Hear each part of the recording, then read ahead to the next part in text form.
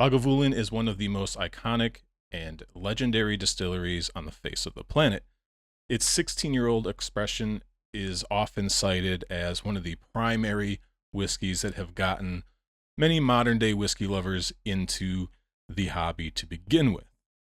Unfortunately, over the years, of course, being under the Diageo umbrella, price hikes and perceived lack of quality have potentially diminished Lagavulin's reputation, at least as far as the 16-year-old and the 12-year-old special release edition go. However, both the Nick Offerman edition and its core range 8-year-old edition seem to have buoyed Lagavulin's reputation. So today, let's take a look at that 8-year-old official bottling and see if all the love this bottle has gotten over the years as possibly being the savior of one of the most beloved distilleries in all of Scotland is warranted.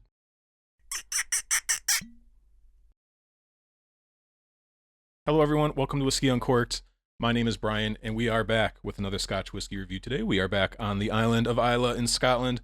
We're talking heavily peated territory here, and it's been a while, but we were talking about a core range, heavily peated Islay. We've done a few of these over the course of the life of this channel, and the Lagavulin 8 has been one that, frankly, this is my first bottle of Lagavulin 8, if I'm being honest.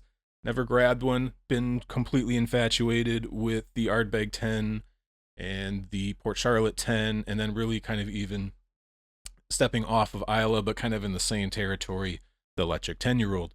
This has been one that, frankly, I've kind of ignored, and a lot of that has probably been to do with some of the general sentiment around Lagavulin, particularly in the online community, at least around its 16-year-old, which I have a bottle of, its 12-year-old special release cast strength edition that comes out every year, and just some of the consternation around increasing pricing in those, although the 16-year-old is actually pretty cheap here in the US, at least depending on where you live, clocking in around $80 by me, on sale in Chicago right now at Binny's for $70. Denver area, I'm sorry, for the $120 price tag. It looks like you guys are all paying there. But at least here on the West Coast and in the Midwest, that 16-year-old has actually, if anything, come down in price recently. But $80 is significantly less than that 83 pounds 50 that malts.com, the Diageo website, lists the 16-year-old at in the UK. But this 8-year-old edition, bottled at 48%, obviously it's Diageo, they don't put it really on the bottle anywhere. I was going to see if I could dig out the little box that came in. They don't talk about non-chill filtration or natural color, but it seems that the online community is pretty, any online reviews, any of the stores that sell this, that mention it, this is non-chill filtered and natural color, and I can tell you that the experience does tend to line up with that, which is almost shocking. Even when I bought this, I didn't realize that it was actually thought to be non-chill filtered and natural color, because it's a Diageo product. And if you know anything about Diageo, they seem to chill filter things and add coloring just because that's just kind of what they do. But we are looking at quite possibly the most naturally presented core range product coming out of a Diageo owned distillery anywhere in Scotland. In addition, this one's actually pretty fairly priced. On malts.com, that same UK kind of Diageo-owned website, this is coming in at about 53 pounds. Here in the US, you're looking at about an average price or so of $60 plus tax, so we're pretty much 1-to-1 there. I think the highest price around me is actually, well, Total Wine has this for $63, but even it looks like, I think Binny's, they had it for $55. About $60. Depending on where you are. If you're paying too much more than that, you may be in an area that's paying a bit of a premium. But this is super competitive, particularly given that it's a little bit higher ABV at 48%. But really, this is one of the better single malt deals, period, even particularly considering that it is heavily peated. But the Nick Offerman edition, which I don't think they've actually released one of those in a couple years now, I don't think, was very well received. All 3 editions, I believe, of that have been released. I'm not aware if there's a new one. If there is, let me know below if there's a new one coming out. That's been really well received overall. But really, the 8-year-old Core Rangers came out originally in 2016 as part of their 200th anniversary, Lagavulin's 200th anniversary, and then made to be part of their core range. Has, in many ways, really buoyed the Lagavulin's reputation amongst the enthusiast community. And it really is a bit of an outlier for Diageo's stable of distilleries. Like, we know that Diageo owns some of the greatest distilleries to ever existed on the face of planet Earth. Historically, some of them very old, been making great whiskey for a century plus, maybe multiple centuries at this point, right? And Lagavulin's definitely one of those. Kleinlich 14 is probably one of the more well-loved. Yes, I did review that. Yes, I think I got a pretty lousy bottle of that. If you can't stand any Kleinlich 14 slander, don't watch it. I totally understand. Got a bad bottle of that. But Lagavulin 8 repeatedly comes up in comment sections. I know some of you have been begging for me to do a Lagavulin review for quite a long time. I did a little bit of side-by-sides with some of the other bottles that tend to kind of hang out in the same general category as these, right? I still have some Ardbeg 10, Port Charlotte 10. I even pulled out an old 8-ounce Boston Round bottle of a cast strength Lafroig that I had hanging around, batch 7, I think it was, just to do a little bit of a side-by-side to see where really does this fall, because I'll be the first one to admit that when it comes to some of these kind of core range, 10-year-old-ish, heavily peated Islas, in a vacuum, they'll kind of tend to come off the same to me, but so side-by-sides for me are really useful, since I love my heavily peated whiskeys, but as you all know, I tend to have to be in the mood for them, and I tend to prefer a little bit of sherry influence, and most of these tend to have minimal, if any. So I did do some side-by-sides just to make sure that my brain was refreshed on some of those other expressions. But yeah, I will have to say right up front, as we're going to get into the tasting notes here briefly, I've been thoroughly impressed with this. And at least when it comes to this past week or so, as I've really started to lock in on this one, this has been my favorite out of the bunch. All right, so let's give this thing a nosing, a tasting, and a score. You could probably already guess I view this as being a pretty solid value, but let's see how it's tasting today. Here we go.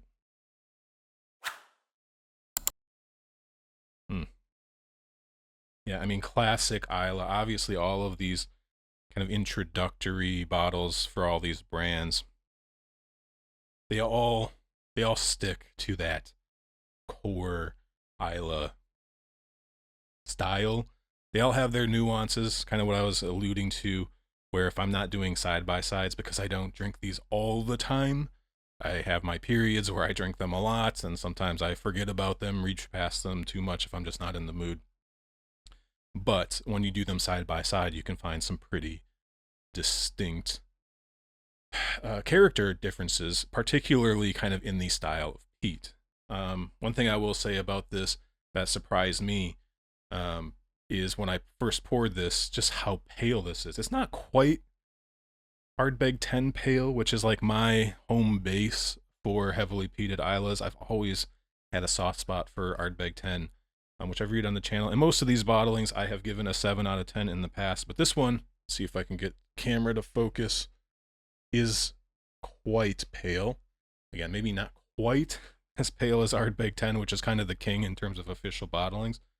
But you know you're getting something that's pretty close to pure Lagavulin character out of here. You're not going to get a massive amount of cask influence, and we can see that color and know pretty confidently that the assertions that this is natural color are 100% true. But yeah, you're getting that. It's that classic brine, salty, lemon, citrus quality that you're going to find in most of these younger Islay whiskeys, which do tend to be fairly kind of bourbon cask, refill cask forward, where they're certainly catering to those peat heads, the people that want a punch of peat, which is typically the younger the whiskey is going to be, the more impactful the peat is. The cask isn't going to round it out as much. The cask influence tends to absorb, either absorb some of the peat, integrates it, or kind of rounds the edges off of it. I have really appreciated, both with like the Ardbeg 10 and this one, just the kind of so-called nose feel, right? It's just a very enveloping, kind of smooth experience, right? Where the Port Charlotte 10, I always found to be you're getting some of the lactic fructati quality, but it does tend to be a little bit more peppery on the nose. Not that it's a bad thing, but I think I have appreciated just kind of the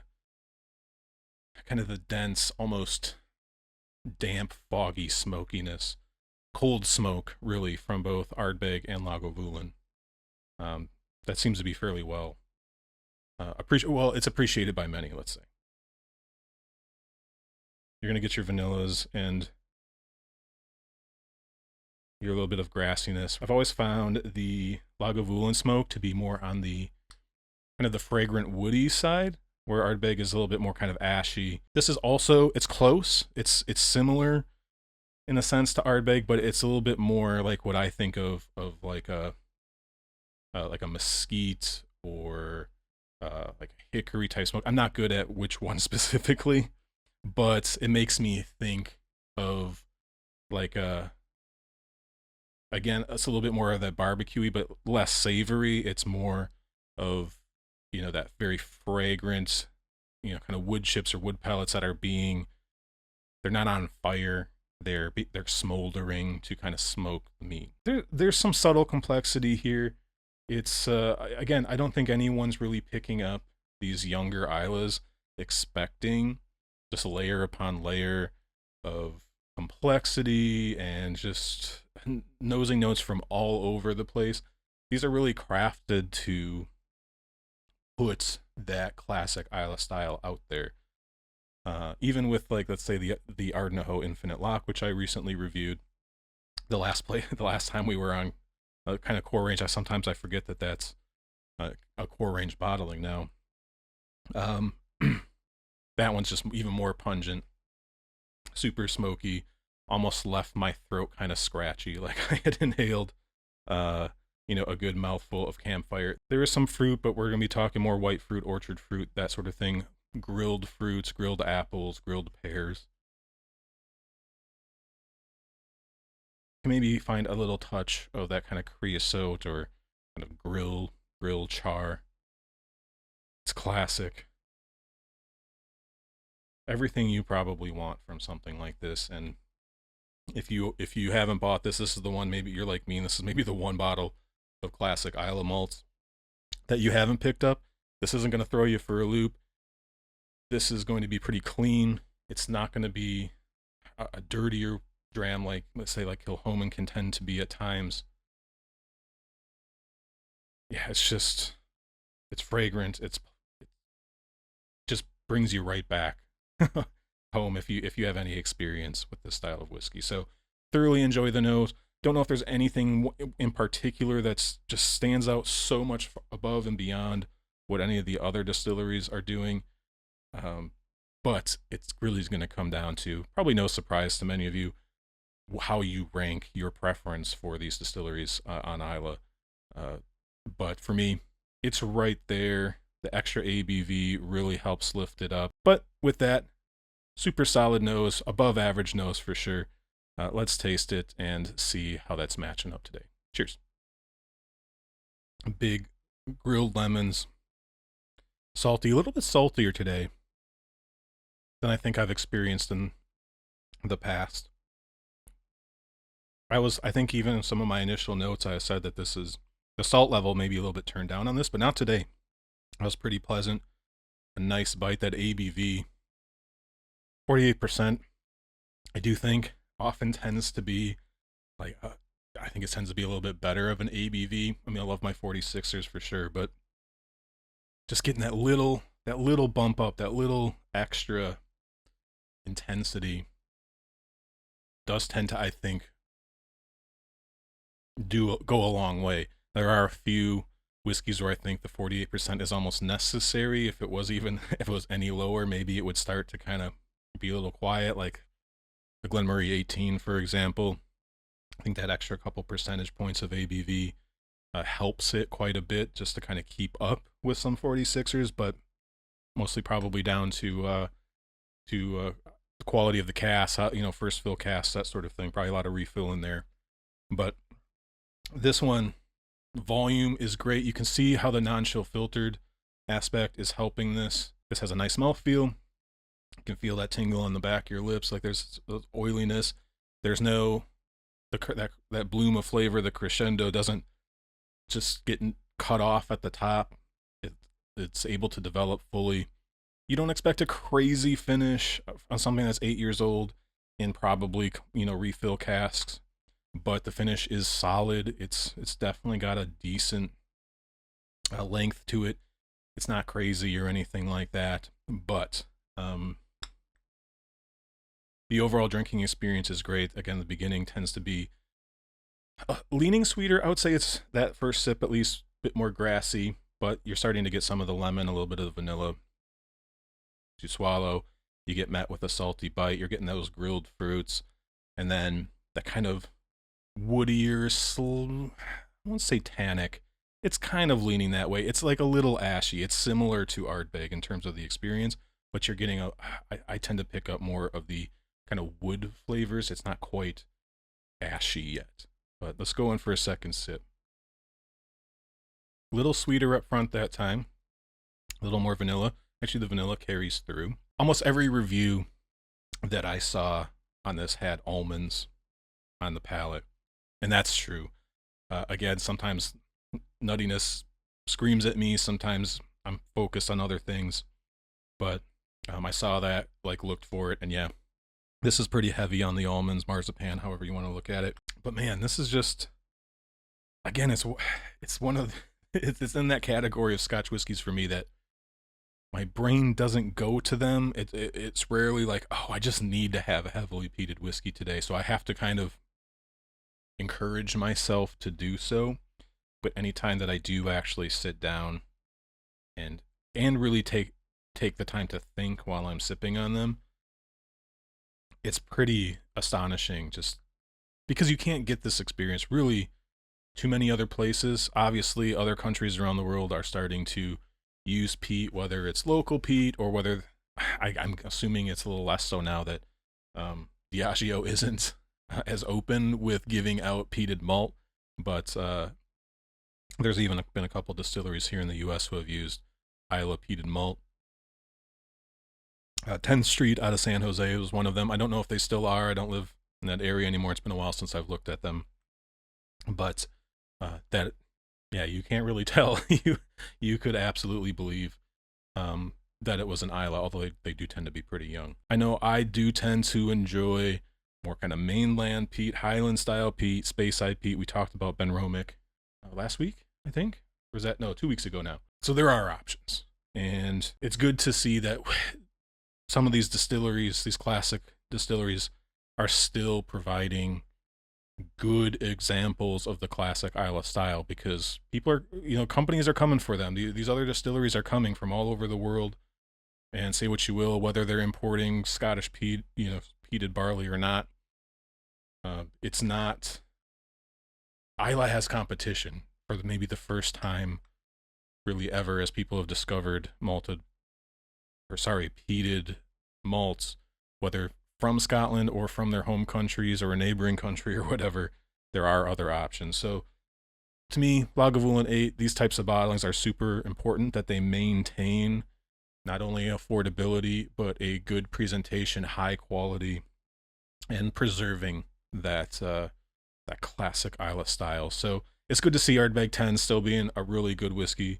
It's good to see this Lagavulin 8, Port Charlotte 10, even we'll talk about Laphroaig 10. I do have a standard bottle of that I'll probably be reviewing sooner rather than later at some point, 43% here in the US, but the cast strength 10-year-old, the Carchus releases, all of that stuff. It's good to see that we can still get relatively fairly priced and high quality Islay drams, even from Diageo. All right, so in terms of a score for this one, I've pretty much given all of the kind of 10-ish-year-old core range, heavily peated Islay whiskeys and the Lechik 10. I think I've given them all 7s, thereabouts.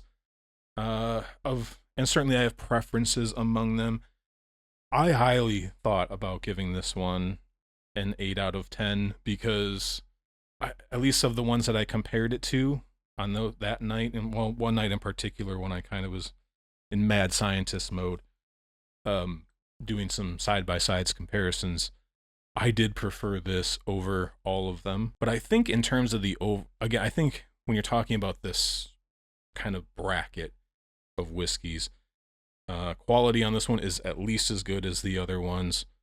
Port Charlotte 10, I have up and down relationship with. Sometimes I absolutely love it. There's other days where it just isn't, it's not as consistent of a bottle for me, even the same bottle. Right? I'm not talking about batch variation. It's just my palate. Sometimes I love it.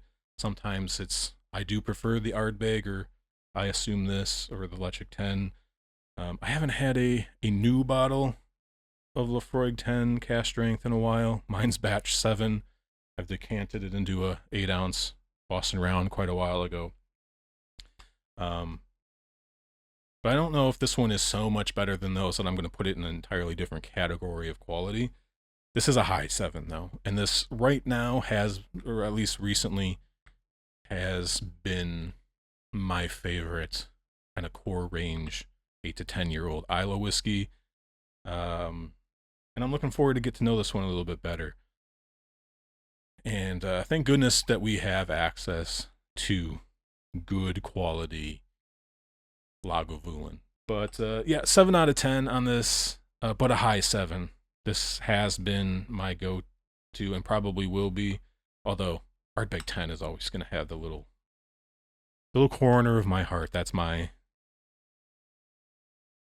kind of home base when it comes to Islay single malts, is that Ardbeg 10. It's still, whether it's the best tasting or not, it's the one that strikes the chord in my heart. But that'll do it for me today. I don't have too much else to say. Thanks for tuning in once again. I really do appreciate it. I hope those of you that even going back months and months now that have been asking me about Lagavulin in the comments section, I've finally at least crossed this one off the list. I didn't want to review the Lagavulin 16 that I have. Maybe I still will, but it's not contemporary. And after even the Kleinlich and the Oban 14 ones, it's like, how many times can I pound on Diageo core range? But I'm happy to have gotten to review this. I'm going to enjoy the hell out of this bottle. Let me know if you've gotten to try the 8-year-old from Lagavulin yet. Have you transitioned from the 16 to the 8? Do you think the criticism of the 16 is ridiculous and it's still one of the best classic examples of Islay Scotch whiskey out there? If you made it this far, I hope you can hit the like button, or you didn't completely hate it and you can hit the sub button if you want some more content like this. I really do appreciate all of you that tune in on a regular basis here at Whiskey Uncorked. But until next week, with another whiskey review, I'm Brian. Cheers.